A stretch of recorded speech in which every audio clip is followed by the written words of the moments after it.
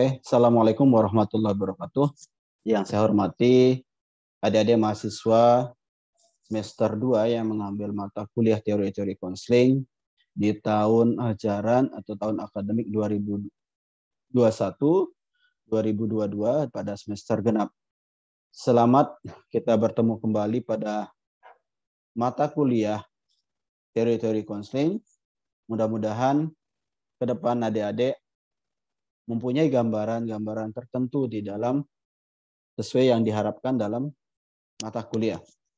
Nah, ada beberapa hal yang perlu diperhatikan sebelum kita memulai. Mari sejenak kita berdoa, mudah-mudahan apa yang kita niatkan pada pertemuan kali ini dan sampai 16 kali pertemuan atau satu semester ke depan bisa terlaksana dengan baik, tidak ada hambatan, dan kita diberi kemudahan di dalam perkuliahan. Meskipun perkuliahan kita masih kita lakukan di dalam bentuk online. Nah, mudah-mudahan ke depan kita bisa diberi kesempatan untuk bisa offline agar lebih enak, lebih semarak dalam perkuliahan. Mari kita tundukkan kepala sejenak untuk kita sama-sama berdoa menurut kepercayaan agama dan kepercayaan kita masing-masing. Berdoa dimulai. Berdoa selesai. Baiklah, sebelum kita memulai pada sesi pertama ini, perkuliahan pertama ini, izinkan saya menyampaikan dua hal yang berbeda, ya. Ada dua hal yang perlu kita memulai di dalam perkuliahan ini. Saya ingin nanti saudara bisa menjawab lewat link, ya, lewat link ini. Nanti saya akan coba kirimkan juga besok pada pertemuannya melalui WA, ya, grup WA. Iya, saudara akan jawab ini. Nah, yang ingin saya tanyakan kepada saudara hanya dua hal.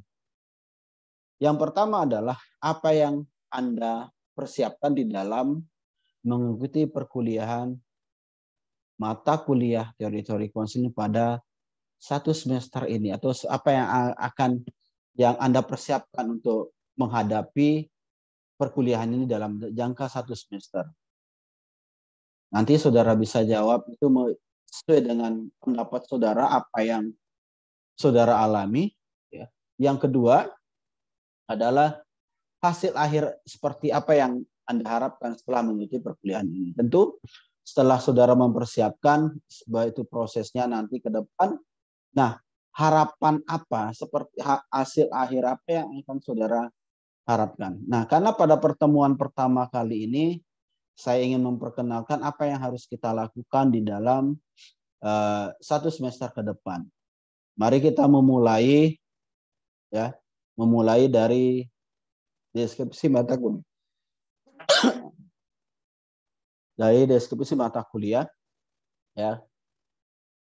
Pada mata kuliah ini yaitu di mana kita akan mengkaji tentang banyak hal tentang orientasi secara teoritik, teori-teori konseling, dan teori-teori bimbingan. Nah, dalam hal ini, ya, dari berbagai perspektif yang akan kita kaji, tentunya adik-adik dapat mengkonseptualkan kesulitan atau masalah siswa. Bagaimana nanti ke depan saudara bisa merancang bantuan atau intervensi yang akan dilakukan oleh seorang konselor atau calon konselor untuk bekerja di dalam membantu siswa untuk menghadapi kesulitan-kesulitan yang dihadapi. Nah, yang tadi saya sampaikan secara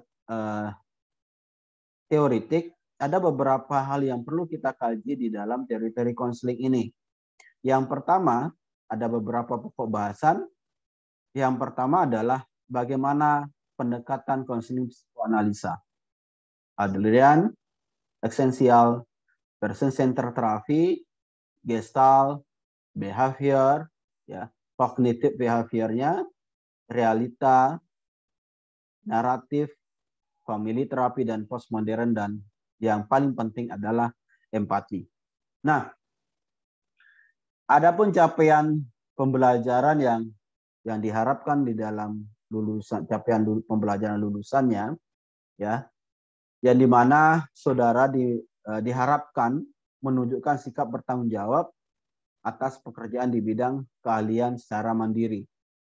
Yang kedua, menguasai hasanah teoritik tentang tujuan, fungsi, prinsip, asas, konteks, dan pendekatan, baik itu secara prosedur serta sarana yang digunakan di dalam penyelenggaraan layanan, bimbingan, dan konseling komprehensif yang memandirikan. Nah, yang ketiga, di mana saudara diminta untuk bagaimana saudara menguasai paradigma baru tentang teori, pendekatan, prosedur, dan teknik-teknik konseling yang psikodinamik, humanis, behavior, kognitif, postmodern, dan seterusnya. Dan bagaimana saudara memperhatikan kondisi lingkungan, tata nilai budaya Indonesia. Yang keempat adalah mampu menunjukkan kinerja mandiri, bermutu, dan terstruktur. Yang kelima, bagaimana saudara terampil menerapkan kaidah-kaidah atau metode, prosedur, penjamin mutu di dalam layanan, bimbingan, dan konseling. Nah, pada apa sih yang ingin dicapai di dalam pembelajaran mata kuliah ini? Yang pertama adalah saudara mampu menguasai landasan teoretiknya, yang tentu dari psikoanalisa sampai empati itu seperti apa. Yang kedua, saudara mampu menggunakan metode, prosedur, dan teknik-teknik dalam layanan konseling, ya, dengan pendekatan-pendekatan yang tadi, diantaranya psikoanalisa sampai dengan postmodern. Yang ketiga, saudara mampu dalam menunjukkan kinerja secara mandiri. Tentunya ketika saudara menggunakan nantinya tentang pendekatan-pendekatan di atas. Yang keempat adalah saudara mampu membuat instrumen dalam layanan konseling dengan pendekatan-pendekatan dari psikoanalisa sampai postmodern.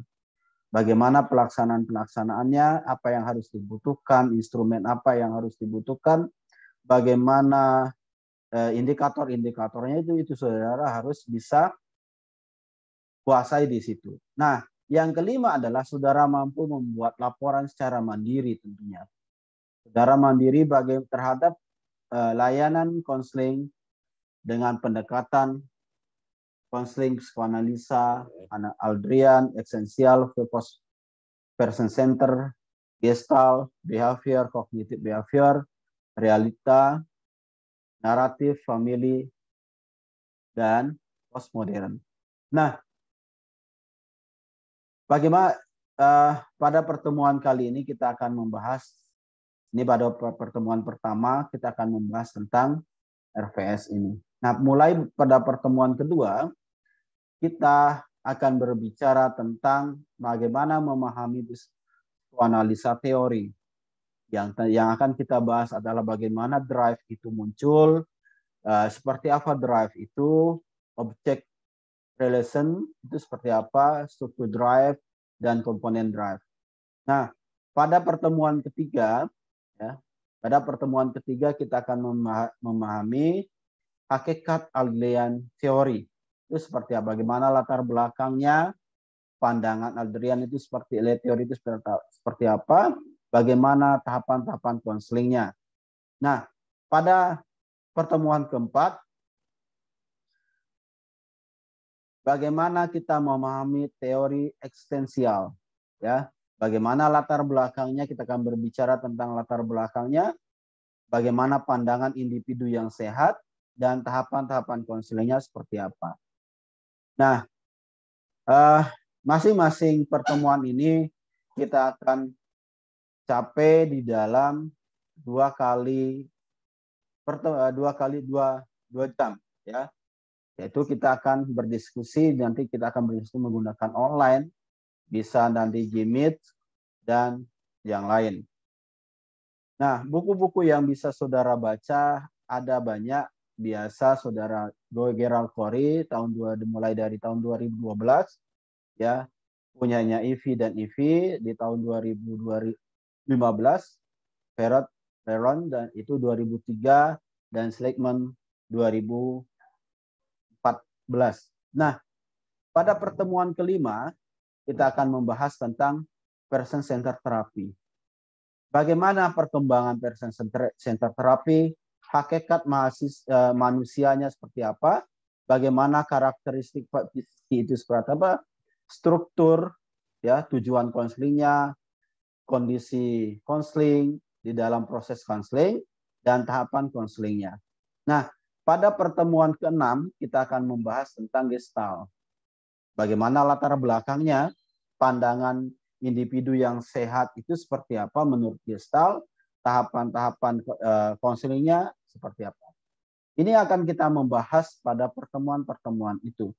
Nah, pada pertemuan ke-7, ya, kita akan membahas tentang behavior. Bagaimana perkembangannya, hakikat manusianya, karakteristik behavior, struktur, perkembangan kepribadian, kondisi konseling di dalam proses konseling, ya, tahapan konselingnya seperti apa. Nah, pada pertemuan ke-8 kita akan membahas tentang cognitive behavior, di mana materinya tentang perkembangan kognitif, ya, hakikat manusia, karakteristik kognitif, behavior, struktur, tujuan konseling, kondisi konseling, dan tahapan konseling. Pada pertemuan ke-9 kita akan membahas tentang bagaimana memahami realita. Bagaimana perkembangan realita itu, hakikat manusianya seperti apa, ya, karakteristik realita, struktur perkembangannya seperti apa, bagaimana tujuan konseling kalau kita menggunakan realita, ya, tahapan-tahapan realita itu seperti apa. Pada pertemuan ke-10 kita akan membahas tentang bagaimana kita memahami naratif, konseling naratif, yang dimana materinya kita akan memulai dengan perkembangan naratif, ya, hakikat manusia menurut naratif itu seperti apa, karakteristik naratif, struktur, ya, tujuan konselingnya, kondisi konseling, dan tahapan konselingnya, konseling naratif. Pada pertemuan ke-11 nanti kita akan membahas tentang SEBT, ya, bagaimana perkembangan SEBT, hakikat manusia, karakteristik, sampai pada tahapan konseling kalau kita melakukan menggunakan SEBT atau Solution Focused Behavior Therapy. Nah, yang pada pertemuan ke-12 nanti kita akan membahas tentang family therapy, kalau kita akan menggunakan proses konseling menggunakan family therapy, mulai dari perkembangannya sampai tahapan-tahapan konselingnya. Pada pertemuan ke-13 kita akan membahas tentang postmodern. Ya, bagaimana perkembangan postmodern, hakikatnya sampai tahapan konseling kalau kita menggunakan postmodern. Pada pertemuan ke-14 nanti kita akan membahas tentang empati, ya. Ini sebagai dasar kita dalam proses konseling. Empati itu sangat penting bagi kita seorang konselor atau calon konselor. Bagaimana pengertian empati, karakteristik empati, bagaimana pembagian empati, dan bentuk-bentuk empati di dalam proses konseling itu. Ini yang akan menjadi bahan kita. Ini sengaja saya membuat menjadi 14 pertemuan karena di luar dari UTS dan UAS-nya, ujian akhir semesternya. Adapun beberapa buku-buku yang bisa saudara pelajari yang tadi saya sebutkan, ini daftarnya, ya, Gerald Corey, Schleckman, EV punya, dan Schleckman dan yang lain nantinya tentunya di dalam proses perkuliahan nanti saya akan informasikan. Apa saja yang harus dilakukan. Nah, sebagai gambaran, saudara bisa mengunjungi blog saya ya di hadiahdiblogspot.id. Di situ nanti kalau untuk tugas dan yang lain, nanti kalau ada tugas dan yang lain, kalau tidak saya lakukan di dalam proses dalam bentuk Google Drive dan yang lain, karena ke depan rencana saya akan menggunakan Google Meet. Jadi siap-siap saudara mempunyai email ya, itu yang bisa terhubung dengan Google Meet. Dan nanti ke depan saya nanti bisa mix antara Google Meet, Zoom dan yang lain. Mudah-mudahan bisa ke depan bisa kita melakukan proses pertemuan secara tatap muka. Mudah-mudahan. Nah, ini tadi pertanyaan-pertanyaan yang tadi bisa saudara jawab ya. Bisa saudara jawab nanti di link yang mulai dari link ini bisa saudara tulis ya, bisa saudara tulis pelan-pelan. Silakan. Itu pertanyaannya yang saya ulang adalah apa yang Anda persiapkan dalam mengikuti perkuliahan ini.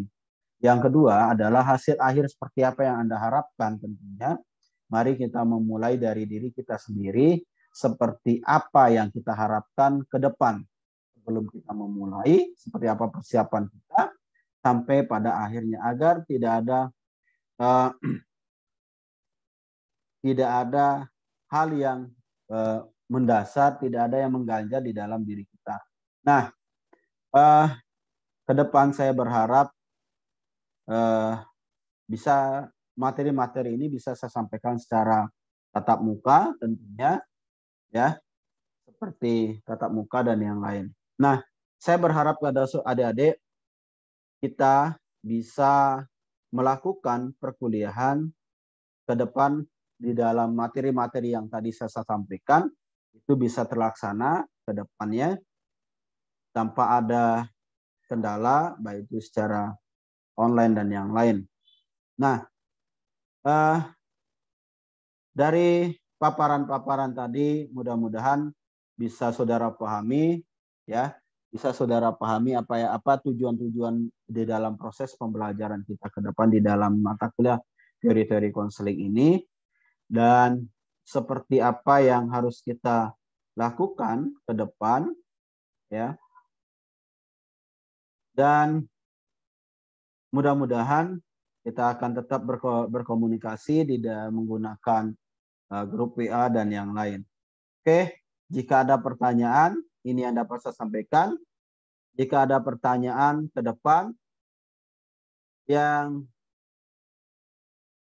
silakan bisa saudara layangkan melalui grup WhatsApp dan yang lain. Oke, ini yang dapat saya sampaikan. Wabillahi taufik wal hidayah. Wassalamualaikum warahmatullahi wabarakatuh.